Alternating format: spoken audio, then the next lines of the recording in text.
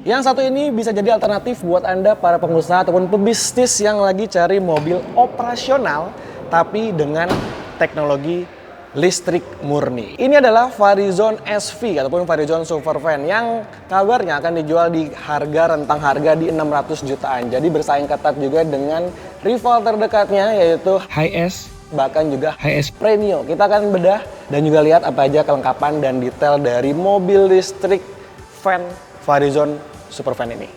Check this out.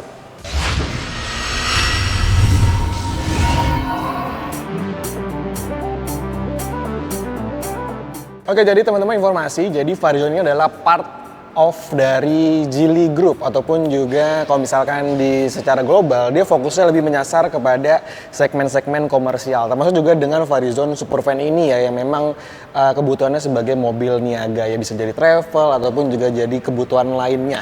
Kalau ngomong desain memang tampilannya benar-benar futuristik untuk sebuah mobil niaga gitu ya, ataupun sebagai mobil kebutuhan travel. Teman-teman bisa lihat desain depannya sangat futuristik dengan lekukan-lekukan bodi yang seperti ini dan mengingatkan kita dengan desain sedikit dari mobilnya kepunyaan Wuling. Jadi mirip seperti Wuling Cloud EV ya, dengan desain bertumpuk seperti ini dan dia penerangan sudah pakai LED. Jadi lampunya terintegrasi untuk lampu daytime running light-nya. Dari sini nyala, ke sini juga nyala sampai ke bagian sisi sebelah kirinya. Logo Varizon juga nyala nih. Jadi memang kelihatan keren, kelihatan dinamis dan juga kelihatan futuristik. Jadi nggak ada kisi-kisi grill di bagian depan, punya nuansa yang futuristik khas sebuah mobil listrik. Meskipun terahnya sebagai mobil niaga ataupun mobil travel yang untuk pengisian banyak penumpang di dalam kabinnya. Teman-teman bisa lihat di bagian atas kaca situ dan juga di bagian fascia sini ada kamera yang tentunya meskipun memang mobil ini sebuah mobil fokusnya kepada bisnis dan juga niaga, tapi tetap dibekali dengan teknologi-teknologi terutama fungsi ADAS. Bahkan mobil ini punya 30 fungsi ADAS yang ini cukup banyak, bahkan lebih banyak daripada mobil-mobil passenger. Nanti kita akan lihat kelengkapan fitur dan juga ADAS yang ada di mobil ini. Bagian depannya futuristik, tapi bagian samping ini tampil lebih sederhana dan juga nggak terlalu banyak guratan-guratan ataupun tarikan bodi yang tegas gitu ya. Karena memang mengingat mobil ini adalah mobil van yang lebih memperbanyak fungsi dan juga kenyamanannya. Ngomongin dimensi, karena memang mobil ini adalah mobil kebutuhan untuk niaga, jadi memang dirajik cukup panjang dari bagian depan sini sampai ke bagian belakang situ, itu hampir 6 meter teman-teman. Sekarang kita ukur dengan langkah, ini mungkin sebagai estimasi aja, tapi kita ukur dari bagian paling belakang sampai ke depan. Kita hitung ya. 1, 2, 3, 4, 5, 6, 7, 8, 8,5 langkah untuk panjang dari bagian belakang sampai ke depan. Gimana untuk kakinya? Jadi di depan ini dia pakai penggerak roda depan, jadi motor di bagian depan dan dia pakai lingkar pelek di 16 inci dengan profil ban di 215/75. Jadi cukup tebal dan dia pakai sebenarnya desain peleknya ini pakai pelek kaleng, tapi ditutup supaya kelihatan lebih dinamis gitu ya, sesuai dengan temanya futuristik, ditambahin dop wheel di bagian peleknya. Jadi peleknya sama, nggak ada perbedaan di bagian depan dan juga di bagian belakangnya. Nah, untuk suspensinya, dia pakai suspensi yang cukup mumpuni ya. Di depan dia pakai double wishbone, di belakang dia pakai suspensi yang sebenarnya speknya sederhana, dia pakai non-independent, tapi di depan ini punya spek suspensi yang cukup lumayan untuk menopang kenyamanan dari sebuah mobil supervan, mobil listrik dari Varizon ini. Sekarang kita masuk ke dalam kabinnya yang jadi ruang utama ketika Anda ya mungkin naik mobil ini ya, merasakan sebagai penumpang di belakang. Jadi memang pintunya hanya ada di sisi sebelah kiri ketika Anda jadi penumpang masuk ke dalam bagian utamanya. Kita lihat yuk. Kalau di pasar global, terutama di pasar Australia itu ada beberapa option dan juga pilihan. Salah satunya kalau misalkan di Australia itu ada yang electronic sliding door ya. Tapi yang untuk pasar Indonesia yang kita lagi review ini dia mungkin varian yang paling bawah. Jadi bukaannya tuh masih manual, walaupun memang sudah sliding door. Dan yang menarik dia tuh nggak ada pilar B teman-teman. Jadi nggak ada penyekat ataupun rangka di bagian tulangan antara pilar A dan pilar B. Jadi memang dia kelihatan seamless. Jadi ini juga untuk memudahkan Anda masuk ke dalam kabinnya. Dan bukaannya nih sangat lebar, bahkan hampir di 180 derajat ya. Ketika buka nih, terutama lagi di jalan raya sih harus hati-hati karena bukaannya cukup besar. Sekarang kita lihat yuk dalam kabinnya. Oke, jadi seperti ini tampilan interiornya ketika Anda duduk sebagai penumpang di bagian belakang sini. Total kursinya sangat banyak. Ada di 13 kursi dan juga nggak ada armrestnya. Naiknya cukup tinggi, footstepnya seperti ini dan lantai dasarnya ini sudah dikasih sama aksen-aksen kayu seperti ini ya. Jadi supaya nggak monoton, kelihatan lebih oke lah ketika duduk di kabinnya. Kita coba duduk di bagian sini. Jadi memang sebenarnya cukup luas, cukup lebar untuk masuk ke dalam kabinnya. Akses juga nggak ada masalah karena memang lebarnya ada di 2,5 meter gitu ya teman-teman. Jadi kursinya ini nggak ada pengaturan untuk maju mundurnya ya, tapi ada pengaturan dari recliningnya seperti ini. Dan dia punya legroom yang cukup lebar, lega, jadi nggak akan mentok kecuali si penumpang ini rebahin bangkunya. Jadi memang bangkunya ini bisa rebah, cukup rebah ya, bahkan rebah banget seperti ini. Nah, teman-teman bisa lihat bahkan sampai tiduran. Jadi kalau misalkan nggak ada penumpang di belakang sih bisa enak duduk di sini. Jadi kalau misalkan ada penumpang ya kita harus sharing dan juga harus tetap memperhatikan kenyamanan ketika ada penumpang di bagian belakang. Sudah ada headrestnya di sini, lalu juga sabuk 3 titik di masing-masing kursinya. Legroomnya oke, dan headroomnya ini yang paling menarik karena memang dia tuh punya tinggi yang tinggi banget ya, ada di 2,5 meter. Jadi untuk area kepala ini nggak jadi isu, nggak akan mentok. Ada kisi-kisi AC juga di setiap sisi dari sebelah kanan dan sebelah kiri. Nah ini bedanya juga dengan opsi yang ada di pasar global, terutama di pasar Australia. Kalau misalkan di pasar Australia itu ada additional untuk tambahan pengaturan AC dan juga ada audionya. Ini dia kelihatan blank, kelihatan polos aja. Mungkin untuk menekan harga dan juga opsi pertama kali ya ketika Varizon menjual produk pertamanya di pasar Indonesia. Ya mungkin nanti ke depannya akan ada opsi-opsi lain yang akan ada additional fitur-fitur fungsi di dalam kabinnya. Nah, salah satunya ini ya teman-teman, kalau misalkan tadi lagi-lagi kalau misalkan untuk pasar Australia itu di sini nih, ini kan dia ditutup polos begini ya. Kalau misalkan di pasar Australia itu ada untuk tombol elektronik sliding door-nya, jadi bisa buka dan tutup otomatis. Tapi kalau yang ini dia masih manual. Tapi nggak apa-apa, fungsinya masih sama, masih bisa bawa banyak orang di dalam kabinnya. Ini pas banget ya, sekali lagi ya, untuk alternatif opsi sebagai mobil niaga. Oke, sekarang kita ke belakang, jadi aksesnya cukup lebar, jadi nggak terlalu sempit lah ya, walaupun memang kursinya cukup banyak dalam kabinnya. Nah, ini ada ruang bebas untuk Anda masuk dan keluar. Kita akan rebahin dulu, ataupun kita akan ini dulu joknya. Oh, ternyata gini ya, kita lebahinnya kayak gini. Nah, seperti ini. Jadi ketika duduk di sini, dia ada 4 bangku, lega. Yang tricky adalah ketika duduk di bagian belakang ini. Yang mengingat kita duduknya ini benar-benar hampir di sumbu roda dan suspensinya ini non-independent. Nah, ini akan menarik nanti. Kalau ada kesempatan waktu kita akan coba uji apakah memang senyaman premium kalau duduk di bagian belakang. Karena kalau kita naik yang non-premium itu memang agak sedikit limbung dan pusing ya ketika duduk di jok paling belakangnya. Seperti ini. Wah, gede sekali ya. Oke, kita akan lihat pilar A-nya. Jadi satu first impression-nya ketika lagi buka pintu ini memang pintunya berat dan juga berbobot ya. Teman-teman bisa lihat ataupun dengerin ketika dia buka dan tutup nih bunyinya tuh dep banget gitu loh. Maksudnya dalam banget ya. Nah, seperti itu. Jadi memang pintunya nih berbobot gitu. Oke, ini adalah ketika POV duduk sebagai driver di Varizon Supervan. Jadi futuristik dan modern sekali. Mungkin ini salah satu mobil travel paling modern yang pernah saya dudukin hingga saat ini. Gitu. Nah, pengaturan setirnya dia belum ada teleskopik, jadi masih tilt aja untuk tinggi rendah. Dashboardnya juga menarik, ada 3 perpaduan warna, ada warna hitam, ada black piano di sini, ada warna silver dan juga warna coklat gelap. Kemudian headrestnya cukup besar, sudah mendukung Apple CarPlay dan juga Android Auto secara wireless. Jadi nggak perlu pakai kabel, Anda bisa aktifin navigasi dan juga layanan hiburan di layar head unit yang cukup besar. Jadi dia besar itu nggak tinggi gitu ya, tapi dia memanjang melebar ke bagian kiri dan sebelah kanannya. Di sini masih ada tombol-tombol fisik, terutama untuk pengaturan AC dan juga fungsi-fungsi tombol dari fitur-fitur kenyamanannya. Sudah ada electronic parking brake dan juga ada auto hold. Di mobil niaga ada fungsi-fungsi yang memanjakan si pengemudinya.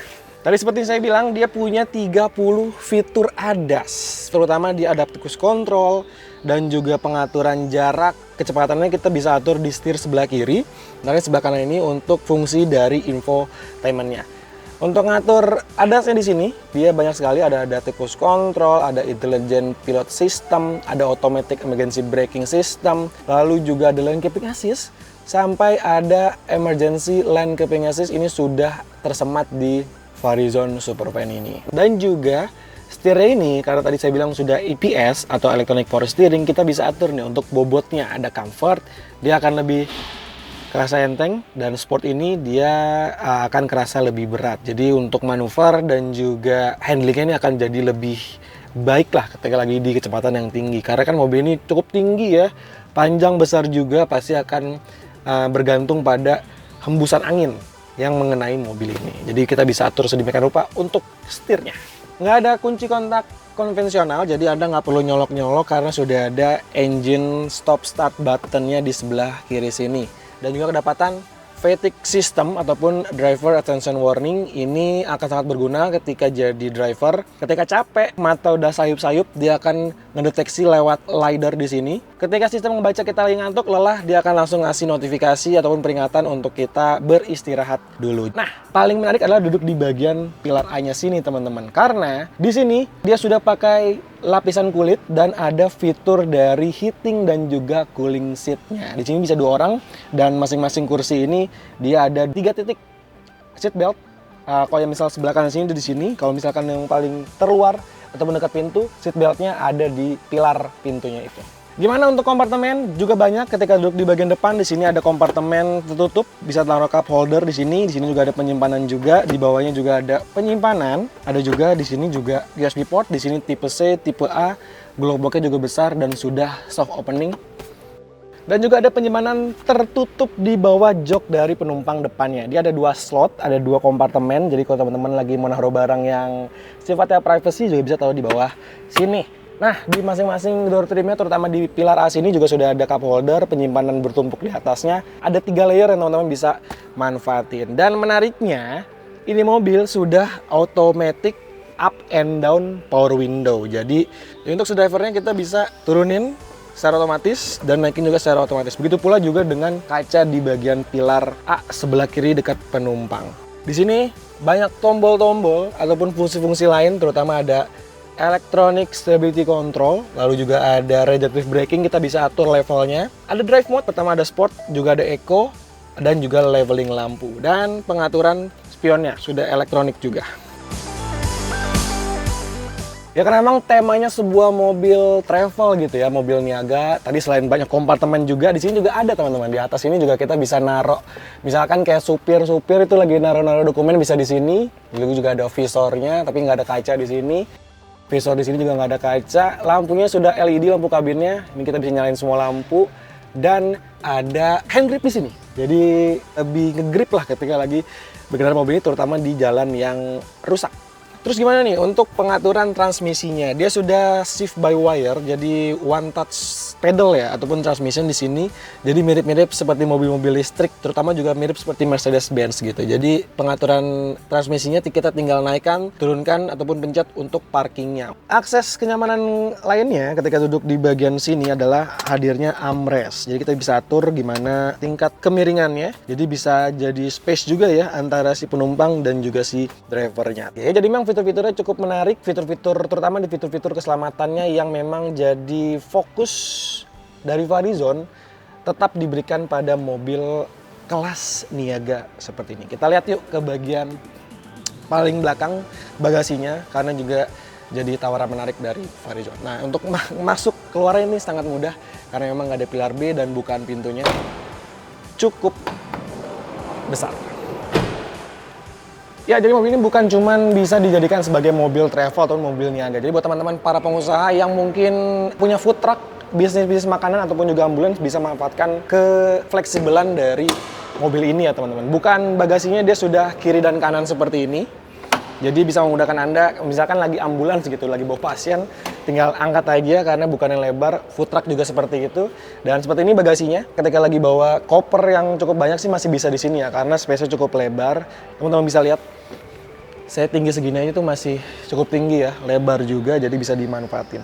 Yang paling menarik adalah ini teman-teman. Kalau misalkan teman-teman ngeliat apar di mobil passenger, biasanya kan kecil, terus juga tersimpan secara ngumpet gitu ya. Tapi kalau misalkan apar di mobil ini, aparnya tuh emang besar seperti ini. Jadi apar-apar bangunan dan lebih maksimal dengan apar dari mobil ini. Kalau saya punya mobil ini, mungkin selain bisnis dari travel, untuk urusan food truck ataupun kuliner, ini akan sangat menarik terus juga kita bisa manfaatin ruang-ruang besar dan juga kemudahan yang ada pada mobil Varizon Supervan ini teman-teman. Oke, seperti itu bagian cargo space-nya. Jadi seperti ini desainnya mengkotak, khas mobil-mobil travel yang kita tahu juga, tapi punya fitur-fitur yang mungkin sulit ditandingin sama mobil-mobil sekelasnya ya, terutama dari merek mobil Jepang. Teman-teman bisa lihat sudah full LED, baik lampu malamnya dan juga lampu stop lamp dan juga lampu mundurnya. Ini sudah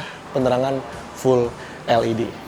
Sekarang kita bahas spesifikasi dari mobil van listrik ini. Jadi kalau misalkan kita lihat spesifikasinya, dia tuh pakai baterai cukup besar 82,8 kWh dan tadi seperti saya bilang penggeraknya ataupun motornya ada di bagian depan, which is dia penggerak front wheel drive. Dan untuk pengisiannya juga praktis, jadi nggak ada isu lah ketika teman-teman lagi mau mengisi daya baterainya. Dia sudah DC CCS 2 dengan kemampuan ultra fast charging teman-teman. Jadi dari 20 sampai ke 80% itu klaimnya tuntas dalam waktu sekitar 30 sampai 35 menit aja. Nah, ketika terisi penuh, mobil ini juga disebut itu bisa berkendara sampai 400 kilometeran. Let's say dari Jakarta ke Semarang itu mungkin harus pengisian sekali. Tapi ya sekali lagi, ngisi mobil listrik itu sekarang udah mudah, banyak juga fasilitasnya, dan yang paling terpenting adalah kalkulasinya itu lebih hemat untuk pengisian daya baterai ketimbang mengisi bahan bakar fosil seperti di rival-rival dari mobil Varizon Supervan ini. Ya, dia pakai baterai dari Gotion dan juga motor itu pakai tipe permanen magnet sinkronus. Nah, untuk spesifikasinya itu ada di 230 PS dan torsinya cukup besar, ya sebenarnya bisa mengimbangi dari kebesaran mobil ini ya, karena torsinya di 336 Nm. Sekali lagi dia penggerak front wheel drive roda depan. Nah, sekarang kita mau coba praktekin untuk buka akses dari bagian depan sini, karena menarik untuk cara bukanya. Jadi ketika keangkat, ini bagian lampunya juga ikut terangkat ya. Jadi sini fungsinya lebih kepada komponen-komponen cairan ya, mulai dari cairan wiper, rem juga, dan juga cairan-cairan lainnya. Pilar sini juga bisa dibuka teman-teman, jadi memang tapi harus minta bantuan orang lain mungkin ya. Seperti ini, dan kita bisa buka bagian sini. Nah, ini kita langsung kelihatan untuk baterai management sistemnya dan juga komponen-komponen dari kelistrikan dari mobil listrik ini. Berat loh, cukup berat loh.